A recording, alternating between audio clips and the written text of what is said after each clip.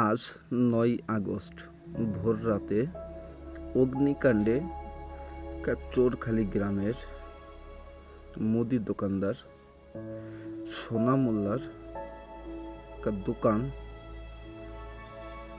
আগুন লেগে শেষ হয়ে গেছে। আগুন লাগার কারণ এখনো কেউ বলতে পারে না,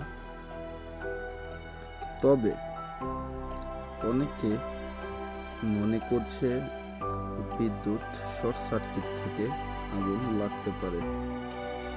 ভোর রাতে আগুন লাগার খবর পেয়ে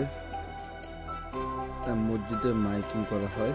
মসজিদের মাইকিং শুনে অনেকে যে এলাকাবাসী যে আগুন নিয়ন্ত্রণে আনে, এই আগুন নিয়ন্ত্রণে যদি না আনা যেত আশেপাশের অনেক দোকানগুলো আজ ক্ষতিগ্রস্ত হতো।